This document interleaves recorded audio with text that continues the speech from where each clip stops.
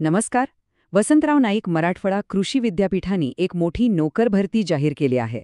जर कोणी नोकरीच्या शोधात असेल तर ही एक जबरदस्त संधी आहे. चला मग आपण सोप्या भाषेत समजून घेऊया की ही नेमकी काय संधी आहे आणि यासाठी काय करायचं आहे. हो, अगदी बरोबर पाहिलत. तब्बल 188 जागा आहेत.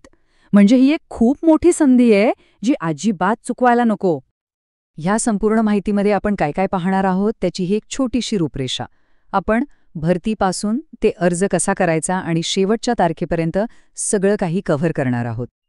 ठीक आहे, तर सुरुवात करूया पहिल्या मुद्द्यापासून. ही भरती आहे वसंतराव नाईक मराठवाडा कृषी विद्यापीठ परभणी इथे, म्हणजे महाराष्ट्रातल्या एका महत्त्वाच्या संस्थेमध्ये नोकरीची ही संधी आहे. तर ही भरती का काढली आहे? सोपं आहे. विद्यापीठात गट क आणि गट ड म्हणजे ग्रुप सी आणि ग्रुप डी मधली बरीच पदं भरायची आहेत, त्यासाठीच ही सगळी प्रक्रिया आहे.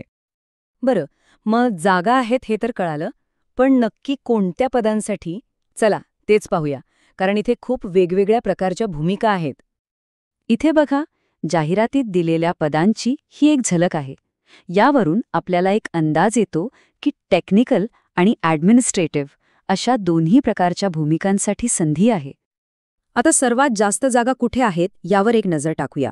बघा, सगळ्यात जास्त म्हणजे 52 जागा आहेत कृषी सहाय्यक पदवीसाठी. त्याखालोखाल शिपाई पदासाठी 40 आणि कनिष्ठ लिपिक पदासाठी 34 जागा आहेत. म्हणजे ह्या पदांवर लक्ष केंद्रित करणं फायद्याचं ठरू शकतं. ओके, जागा कोणत्या आहेत ते कळालं, पण त्याआधी सगळ्यात महत्त्वाचं काम म्हणजे आपली पात्रता तपासणं. कारण आपण पात्र नसू तर पुढे जाऊन काहीच उपयोग नाही. चला बघूया काय आहेत अटी. एक गोष्ट इथे नीट लक्षात घ्या. प्रत्येक पदासाठी शैक्षणिक अट वेगळी आहे. आपण एक उदाहरण घेऊया. समजा कनिष्ठ लिपिक पदासाठी अर्ज करायचा आहे, तर मग त्यासाठी कुठलीही पदवी चालेल, पण सोबत मराठी, इंग्रजी टायपिंगचं सर्टिफिकेट असणं बंधनकारक आहे. आता वयोमर्यादेचं काय? तर कमीत कमी वय 18 वर्ष पूर्ण पाहिजे. खुल्या प्रवर्गासाठी जास्तीत जास्त 40 वर्षांपर्यंत अर्ज करता येईल आणि जर उमेदवार राखीव प्रवर्गातले असतील तर त्यांना 45 वर्षांपर्यंतची सवलत आहे. एक महत्त्वाची सूचना, ही माहिती आम्ही सोपी करून सांगत आहोत, पण आमचा सल्ला आहे की प्रत्येक पदासाठीची नेमकी अट काय आहे, आरक्षणाचे नियम काय आहेत, हे सगळं नीट समजून घेण्यासाठी एकदा अधिकृत जाहिरात नक्की वाचावी. चला, समजा आपण पात्र आहोत. मग पुढची पायरी आहे परीक्षेची तयारी. ही परीक्षा ऑनलाईन होणार आहे, म्हणजे कम्प्युटरवर. मग हिचं स्वरूप कसं असेल बघूया. ही बघा, अधिकृत जाहिरातीत दिलेली परीक्षेची रचना. बघूनच थोडं किचकट वाटतंय नाही का? खूप सारे रकाने, खूप माहिती. पण घाबरू नका, आपण हे एकदम सोपं करून समजून घेणार आहोत. चला, कनिष्ठ लिपिक पदाचं उदाहरण घेऊन हे समजून घेऊ. बघा, परीक्षा असेल एकूण 200 गुणांची. यात 4 विषय आहेत: मराठी, इंग्रजी, सामान्य ज्ञान आणि बुद्धिमत्ता चाचणी. प्रत्येक विषयाला 50 गुण आहेत आणि त्यासाठी 25 प्रश्न विचारले जातील. एकदम सरळ हिशोब आहे. ठीक आहे, परीक्षा कशी असेल हेही कळालं. आता सगळ्यात प्रॅक्टिकल भाग म्हणजे ऑनलाईन अर्ज भरायचा कसा. ही प्रोसेस खूप सोपी आहे, फक्त काही गोष्टी व्यवस्थित लक्षात ठेवायच्या आहेत. बघा, सगळ्यात आधी विद्यापीठाच्या अधिकृत वेबसाईटवर जायचं. तिथे न्यू युजर रजिस्ट्रेशन करून आपलं प्रोफाईल तयार करायचं. मग लॉग इन करून अर्जात सगळी माहिती बरोबर भरायची. त्यानंतर फोटो, सही आणि बाकीची कागदपत्रं अपलोड करायची.